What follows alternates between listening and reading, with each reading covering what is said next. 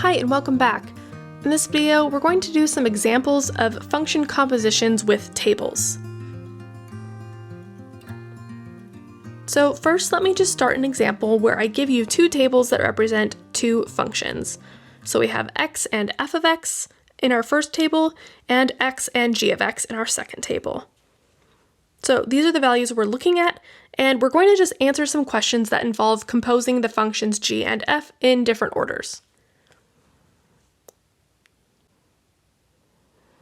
So I'm going to put the questions I want to answer here, and then I'll just read them out to you. So we're going to do g of f of 0, g composed with f of 1, g of f of 2, f of g of 2, and f composed with g of 3. So alright, if you're interested, you could pause the video now and try this on your own. Just remember we start at the inside and work our way out, but I'm just going to go ahead and jump right into it. So in our first problem, we have g of f of 0, and I want to start on the inside with the f of 0. So I'm looking at the table that represents the function f, and I'm going to take the input to be 0 and find the corresponding output. So I'm seeing that 0 gives an output of 3, and so now 3 is my solution to f of 0, and that is going to become our new input. So I like to personally write a little intermediate step just to make sure I'm following through. So I'm going to now write this as g of 3. So we did f of 0, 0 goes with 3 on the f table, and now I have 3 as my new input to g. So now we'll do g of 3 and we look at our other table. So 3 is the input and it corresponds with 6 in this table, and so 6 would be our solution.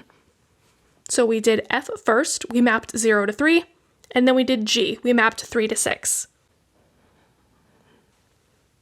Alright, let's try this with the next one. Here we have g composed with f of 1.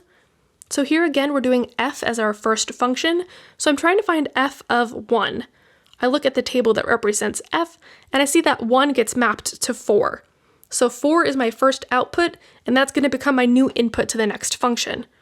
So my f of 1 is 4, and I'm going to write my intermediate step again. Here I'm looking for g of 4 now. So 4 becomes my input to g. I look at the table that represents g, and I see that 4 maps to 7. And so my solution is 7.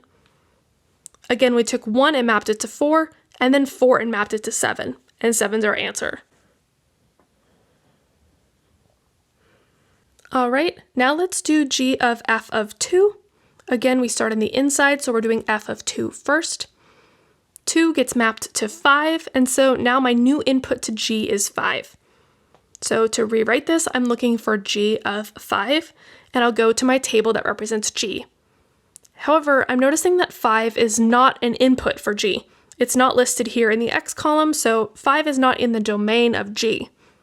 Because of this, I'm not going to be able to finish the composition. So I was able to do the first part where I ran it through f, but now I'm unable to complete it by running it through g. So for my answer, I'm going to write does not exist, which we typically abbreviate with DNE, or you could just write undefined. So the idea here is that this particular value doesn't work in our composition. Just a note here, in the problems before I was using equals between the values to represent the final answer.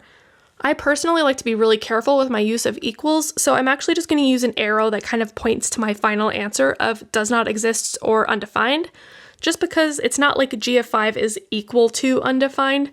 Undefined's just sort of like what we say the answer is, it doesn't exist. So this is just a small little detail that I want to point out that I'm personally very careful about. I only use equal signs when like something's actually equal, and I'll try to use an arrow or just some sort of other indicator if I'm trying to just point to the final answer. Alright, let's do the last two. So I first have f of g of 2. So now I'm doing the function g first. So 2 is my input for g, so looking at the table that represents g, I see that 2 gets mapped to 5. So that 5 becomes my new input. Now I'm looking for f of 5, since 5 is the new input, and I see in the table that represents f that we get 5 being mapped to -1. So -1 would be my answer here. Again, we took 2 and mapped it to 5 using G, and then we took 5 and mapped it to -1 using F. Okay, let's do this one more time with F composed with G of 3. So here I do G of 3 first. So I find 3 in my table for G, and I see that it gets mapped to 6. So now 6 is my new input, and I'm looking for F of 6. Now when we go to look at the inputs of F, I see that 6 is not on this list, and so this tells me that this particular solution is undefined or does not exist.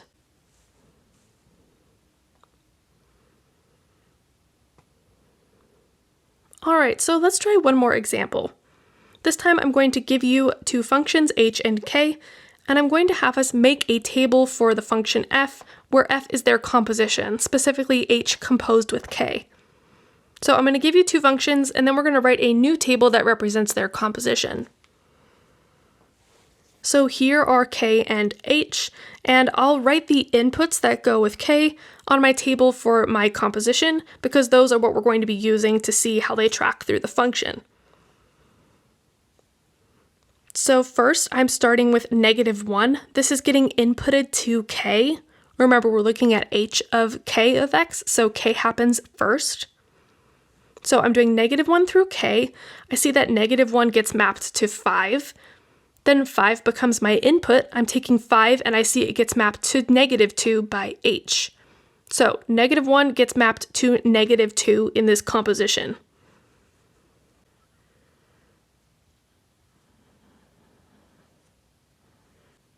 Okay, let's repeat this.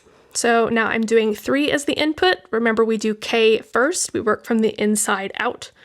So I see 3 gets mapped to 2. Then I want 2 to be the new input to h. I see that 2 gets mapped to 7. So this means that 3 gets mapped to 7 when we do the composition of both functions. So 7 is what I put in my table.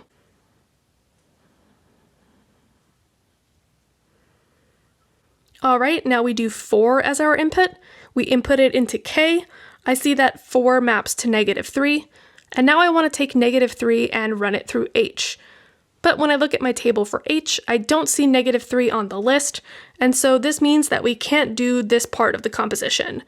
So when we input 4, we don't get an output. We'd say this does not exist. So you might be thinking like, hey Claire, if this doesn't exist, shouldn't we not be doing the composition at all? And sure, maybe, but really what will be happening is we're just going to only take the values that work and get rid of the other ones. And so this is where this can get more complicated, but honestly, I really don't want you to worry about it too much. Just assume that if this one value doesn't map through, that we just get rid of that one. So that one just doesn't exist. All right, then let's do our last input.